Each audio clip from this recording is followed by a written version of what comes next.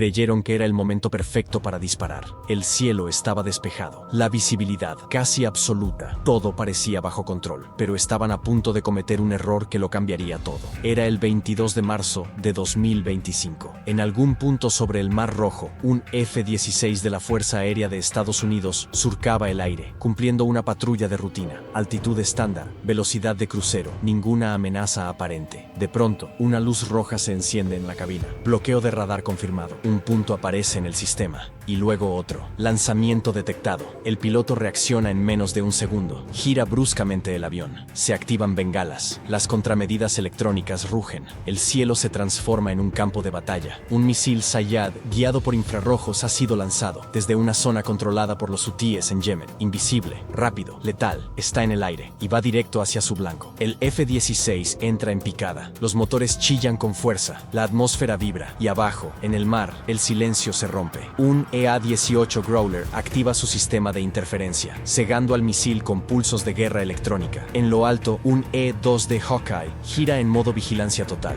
Desde el portaaviones USS Eisenhower, los operadores de radar observan la escena en tiempo real. Cada segundo es una batalla. Cada decisión puede ser la diferencia entre la vida y la caída. Pero lo que nadie sabía, ni siquiera el piloto, era que ese disparo no era un accidente. Era una advertencia, una provocación directa. Y lo que vino después podría encender una tormenta que el mundo no está listo para enfrentar. El misil ajusta su trayectoria en pleno vuelo. Está fijado en su objetivo, persiguiendo con precisión quirúrgica la estela térmica que deja el motor del F-16. 30 segundos para el impacto. El piloto no piensa, reacciona. Maniobra de 9G. El avión se arquea brutalmente. Cada centímetro de la estructura cruje bajo la fuerza aplastante. El mundo tiembla dentro de la cabina. Box 3 defensivo, grita por la radio, y es entonces cuando lanza la última bengala, una chispa de esperanza, brillante, ardiente, confusa. El misil, guiado por calor, duda por una milésima de segundo, y en ese momento, lo pierde todo. ¡Boom! Explota en el aire, demasiado lejos para causar daño. El avión sobrevive, por unos pocos metros y un par de segundos. Pero ahora la verdadera pregunta no es cómo los hutíes consiguieron una tecnología tan avanzada, ni siquiera cómo lograron acercarse tanto sin ser detectados. La pregunta real es otra. ¿Qué pasa cuando disparas y fallas? Porque esto no fue solo un intento de derribo, fue una trampa, un anzuelo cuidadosamente colocado, un disparo no para destruir, sino para provocar. Y a partir de aquí, la respuesta de Estados Unidos será todo menos sutil. Ese misil no apareció de la nada. Durante semanas, el Mar Rojo se había convertido en una caldera, literal y estratégicamente. Los petroleros comerciales comenzaron a desviar su curso. Los destructores estadounidenses cortaban las olas en patrullas constantes. Y del otro lado, las fuerzas hutíes se volvían cada vez más audaces, demasiado audaces. No era la primera vez que lo intentaban.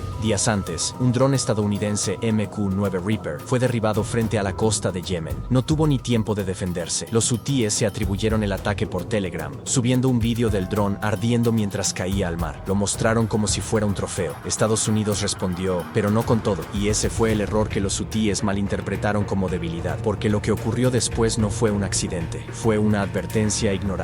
Los grupos de ataque con portaaviones cambiaron su formación. Los destructores Aegis fueron reposicionados con precisión quirúrgica. Los radares comenzaron a vigilar las rutas que antes parecían seguras. Pero los hutíes, armados y entrenados con tecnología iraní, creían que un dron y un caza eran el mismo tipo de presa. Pensaron que podían seguir subiendo el tono sin recibir respuesta. No sabían lo cerca que estaban de cruzar una línea sin retorno. Así que cuando un F-16 estadounidense apareció en su red de radar, los hutíes no lo dudaron. Dispararon, solo que esta vez el avión no era un blanco fácil y no estaba ahí por casualidad. Ese F-16 era parte de algo mucho más grande, una red de inteligencia, vigilancia y reconocimiento, ISR, diseñada para seguir, minuto a minuto, la actividad misilística a lo largo de la costa de Yemen. Lo que ese piloto no sabía mientras esquivaba el misil es que él era la pieza final de un juego cuidadosamente trazado, una maniobra de cebo, una trampa, porque en las últimas semanas el Pentágono había cambiado las reglas del juego y lo hizo en silencio. Ya no se esperaba a confirmar intenciones, ya no se buscaba el beneficio de la duda. Si un radar fijaba un blanco sobre el avión equivocado, se consideraba un acto hostil, y si un misil era lanzado, la represalia sería inmediata, automática. Ese día, un operador hutí cometió el peor error posible. Activó su radar demasiado tiempo, disparó y no se movió, ni cambió de posición, ni apagó su firma. A bordo del USS Eisenhower, la señal fue captada, grabada, analizada y convertida en coordenadas de ataque. Lo que los hutíes no sabían era que, con ese simple disparo, habían firmado su sentencia. Transmisión en vivo, firma térmica, trayectoria del misil, bloqueo GPS. El reloj de la represalia ya había comenzado a correr. A 8.500 metros de altitud, el F-16 continuaba su curso rumbo oeste, rozando el borde del espacio aéreo yemení. El piloto apenas se había estabilizado tras la maniobra evasiva, cuando una nueva alerta destelló en su cabina. El receptor de advertencia de radar, el ALR-56M, rugió en sus auriculares. Nuevo contacto, diferente ángulo. El primer misil había fallado, pero esta vez no era uno solo. Era una ráfaga, múltiples bloqueos, escalonados, rápidos, un enjambre electrónico. Amenaza SA-6, bloqueo activo, advirtió el sistema automático. Un SA-6, el clásico misil tierra-aire soviético de la Guerra Fría, pero no era uno cualquiera. Los hutíes ya habían sido detectados utilizando versiones iraníes mejoradas, misiles SIAD,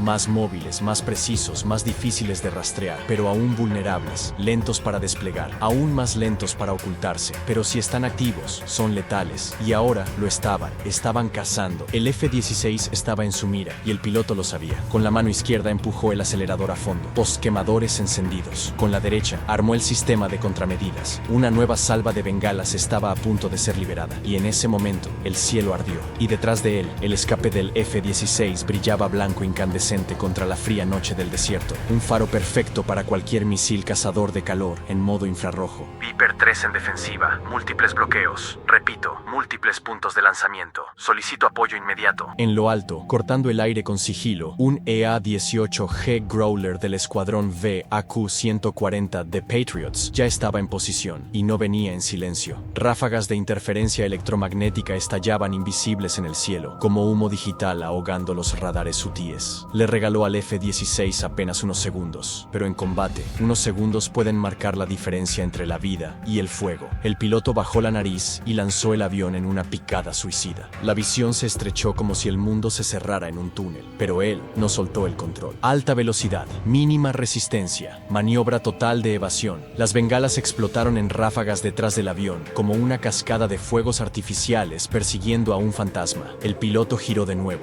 y a 1.300 kilómetros por hora lanzó al jet en un tonel invertido justo a tiempo. Un misil SIAD silbó por debajo, a solo 60 metros, tan cerca que hizo vibrar la cabina, pero no alcanzó su objetivo, no esta vez, y esa fue su oportunidad, porque lo que los hutíes no sabían era que desde mucho antes de disparar ese misil, ya estaban siendo observados, desde muy arriba, a casi 18.000 metros de altitud. Un dron MQ-4C Triton de la Marina de los Estados Unidos patrullaba en amplios bucles de ISR, inteligencia, vigilancia y reconocimiento, sobre el Mar Rojo. No llevaba armas, no las necesitaba. Su misión no era atacar, era observar, y lo hacía como nadie. Desde el cielo, sus sensores captaban todo: picos térmicos provenientes de tierra, pulsos electrónicos intermitentes, coordenadas exactas marcando el origen de la amenaza. Toda esa información fluía en tiempo real directamente hacia el comando central, y aún más importante, hacia el corazón táctico del USS Dwight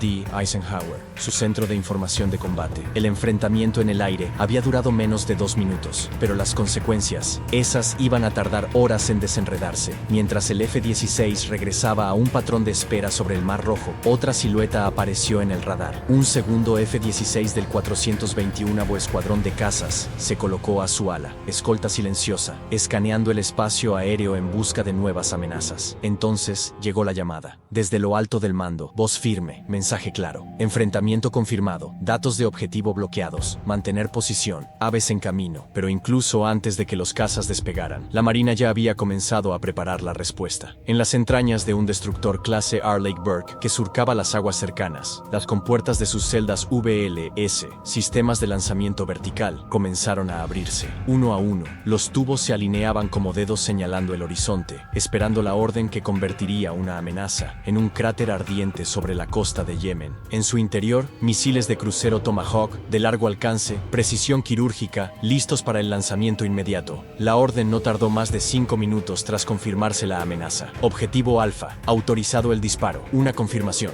una coordenada, y luego, fuego. Un misil salió disparado, luego otro y otro más. 4 en total, rugiendo hacia el cielo nocturno, en silencio controlado. Sus posquemadores trazaban arcos naranjas mientras giraban hacia el este, directo a la costa de Yemen. Y eso era solo el principio, porque mientras Mientras los misiles cruzaban el horizonte, en la cubierta del USS Truman ya se activaba la segunda fase, poder aéreo. Pilotos recibían instrucciones en sus cascos, armeros aseguraban las bombas, técnicos terminaban de reabastecer combustible. No había improvisación, era pura doctrina, puro protocolo. Desde el momento en que ese misil UT fue lanzado, la maquinaria estadounidense ya se había puesto en marcha. El misil falló su blanco, sí, pero sus datos no. Esa trayectoria captada por los sensores le dio a la Marina algo invaluable, una ventana de oportunidad, una ubicación táctica, un sitio de lanzamiento confirmado, una firma digital que se podía rastrear. Y en la guerra moderna, eso es todo lo que se necesita, porque la represalia no solo venía en camino, venía escalonada, coordinada, imparable y letal. Mientras los Tomahawk volaban rasantes sobre las olas del Mar Rojo, los jets comenzaron a despegar en secuencia,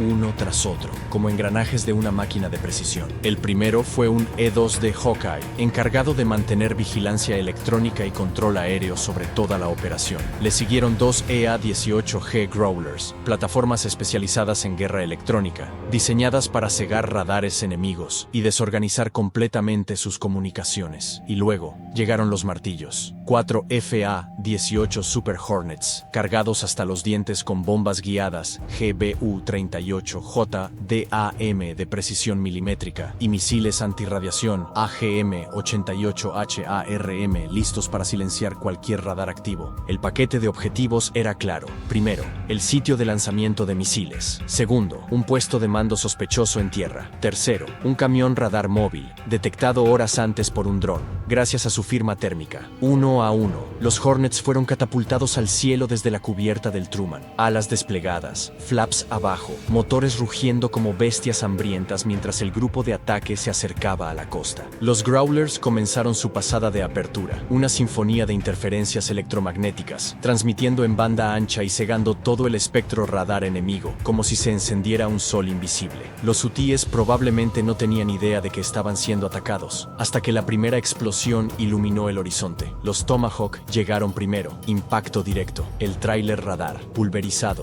el lanzador de misiles, fragmentado, envuelto en llamas. Y lo peor para los hutíes, aún no había comenzado. Después llegaron los Hornets. Desde 7.600 metros de altitud, liberaron sus bombas JDAM, silenciosas, invisibles al oído humano, pero imposibles de ignorar en el impacto. Una tras otra, explotaron con precisión quirúrgica sobre los objetivos designados. Explosiones secundarias confirmadas al instante, probablemente depósitos de municiones, combustible oculto, tal vez incluso más misiles esperando ser lanzados. El ataque final fue ejecutado con un misil AGM-88 HARM, que se enganchó a una última señal activa de radar proveniente de una estación ubicada en lo alto de una montaña. Para cuando impactó, el aire sobre Yemen ya estaba espeso de humo, y el radar, reducido a escombros incandescentes. De vuelta en la cabina del F-16 original, el piloto escuchaba cada transmisión de radio con una concentración absoluta, sin palabras de celebración, solo una frase. Objetivo neutralizado. Ataque exitoso. Retorno a la base.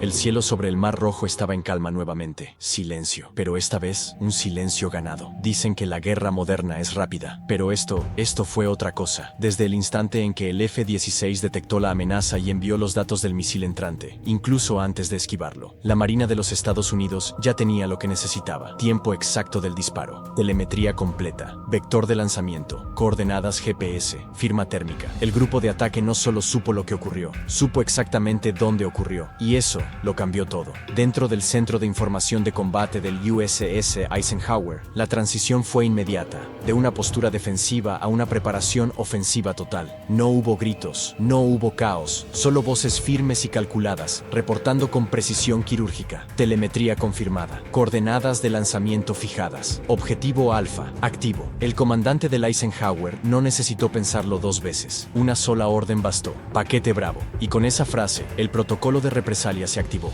¿Pero qué es exactamente el paquete Bravo? En la jerga naval, no es un aviso, no es una advertencia, es un golpe demoledor. Paquete Bravo es el nombre en clave para una secuencia de ataque multidominio, una combinación letal de misiles de crucero, bombardeos aéreos y guerra electrónica perfectamente sincronizada. Sus blancos, cualquier sistema ofensivo confirmado que haya disparado, bloqueado o siquiera intentado fijar un blanco sobre una aeronave estadounidense. Y los hutíes acababan de cruzar esa línea. El plan se desplegó como una sinfonía bélica, orquestado por capas. Desde un destructor clase R. Lake Burke, posicionado a 160 kilómetros de la costa de Yemen, comenzó la apertura del sistema VLS. Las celdas de lanzamiento vertical se alzaron como flores de acero, listas para liberar su carga mortal. Cada una de ellas, un tubo de 7.5 metros de altura, cargado con un misil Tomahawk. Misiles de largo alcance, guiados por GPS, letales hasta el último dígito de coordenadas. No necesitan pilotos, no esperan confirmaciones, no piden permiso, solo necesitan un objetivo. Y ahora, tenían varios. 4 misiles Tomahawk fueron lanzados en secuencia, sin alarde, sin fuegos artificiales. Solo el rugido contenido de sus motores y trayectorias calculadas, desvaneciéndose en el cielo nocturno. Objetivos: un centro de mando y control detectado por señales de comunicación. Un depósito de municiones oculto, revelado por un barrido infrarrojo del dron MQ-4C Triton. Cada uno de estos blancos fue identificado, trazado, programado y enviado. Todo en menos de 5 minutos. Y mientras los Tomahawk cruzaban el horizonte, a unos 110 kilómetros de distancia, el USS Truman se convertía en una ciudad flotante en plena transformación. La cubierta de vuelo cobraba vida, las catapultas lanzaban vapor a presión. Los técnicos de camisas rojas se movían entre sombras, cargando bombas GBU-38J DAM y misiles AGM-88 HARM como piezas de ajedrez mortales. Los equipos de camisas verdes repostaban los cazas con precisión quirúrgica. Los de amarillo dirigían con señales precisas a los FA-18 Super Hornets hasta sus posiciones de lanzamiento. El olor a queroseno de jet, metal caliente y sal marina se mezclaba en el aire como una inyección de pura adrenalina. Y por encima de todo, un E-2D Hawkeye ya estaba en el cielo, girando su radar como una linterna invisible, escaneando cada metro del aire y del suelo en busca de amenazas. Momentos después, 2 EA-18G Growlers se elevaron rugiendo en formación. Pero estos no son aviones de ataque comunes, son armas de guerra electrónica con alas, equipados con sistemas ALQ-28 y pods de interferencia de última generación.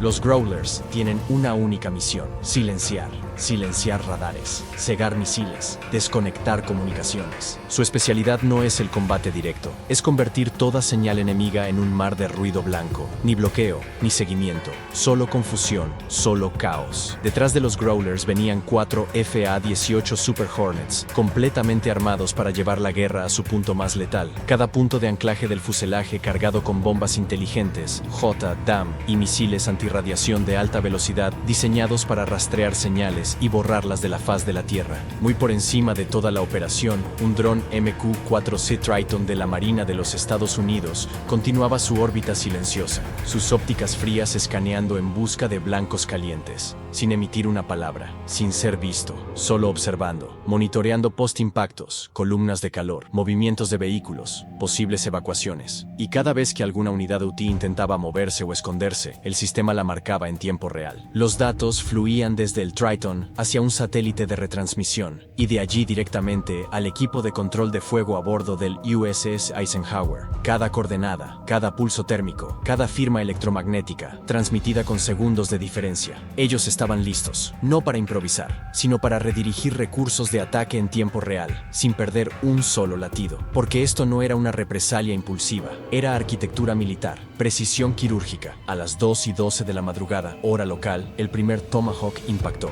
Drones de vigilancia confirmaron explosiones secundarias, indicando que en ese lugar se almacenaban explosivos y armamento pesado. La firma térmica permaneció elevada por más de 20 minutos, incluso después del impacto inicial. 2 minutos más tarde, el segundo objetivo, el camión radar móvil, iluminó la costa con un resplandor naranja, abrasador. Sus emisiones habían activado una alarma en uno de los Growlers durante la primera ola, y fue todo lo que se necesitaba. Un misil HARM se enganchó a esa señal, y no se detuvo hasta alcanzarla. Luego vino el objetivo 3, el supuesto centro de mando, enterrado parcialmente en la ladera de una colina, cubierto con redes de camuflaje y vegetación para evitar ser detectado. No importó. Un J-DAM, lanzada desde 6.000 metros, voló la puerta del búnker sin previo aviso, convirtiendo su entrada en un cráter humeante. Una segunda bomba lo hizo colapsar por completo, enterrando lo que fuera su interior bajo toneladas de concreto. El objetivo 4, el depósito de municiones, fue más que un blanco, fue un espectáculo de fuegos artificiales. Los FA-18 descendieron rápido, preciso, quirúrgico. Con las racks de bombas vacías, se elevaron otra vez entre las nubes, dejando atrás solo humo y cenizas, ninguna baja. Ninguna alerta, solo silencio y escombros calientes en el suelo. Mientras los ataques físicos impactaban con fuerza letal, los Growlers mantenían el dominio invisible del aire. Bloqueaban cada frecuencia conocida de los UTIs, saboteaban sus radares y creaban flotas fantasma con pulsos de interferencia. En otras palabras, mientras los UTIs trataban de entender qué los golpeó, ni siquiera podían hablar entre ellos. Sin radio, sin señales, solo miedo, humo y pantallas completamente negras. Y eso fue todo. Dispararon contra un caza, recibieron toda una máquina de guerra en respuesta. Puedes derribar un dron lento con un poco de suerte, pero si lo intentas contra un F-16 o un FA-18 totalmente armado, no obtendrás otro dron de respuesta. Recibirás una ofensiva sincronizada y diseñada para no dejar nada en pie, porque esto no se trata solo de fuego, se trata de percepción. Ahora, cada operador de radar UTI pensará 2 veces antes de encender su sistema, y aunque Estados Unidos no emitió ni una sola declaración pública, el mensaje fue recibido alto y claro. Imágenes satelitales filtradas, análisis tácticos, noticias internacionales recogiendo patrones. Y sí, potencias como China, Rusia e Irán tomando nota.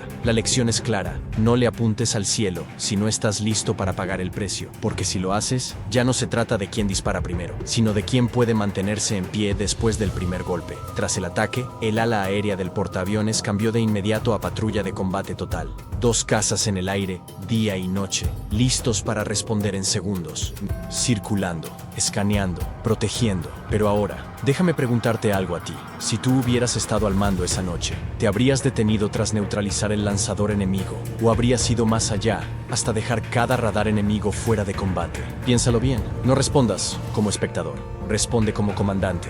Déjanos tu respuesta en los comentarios, leemos cada uno.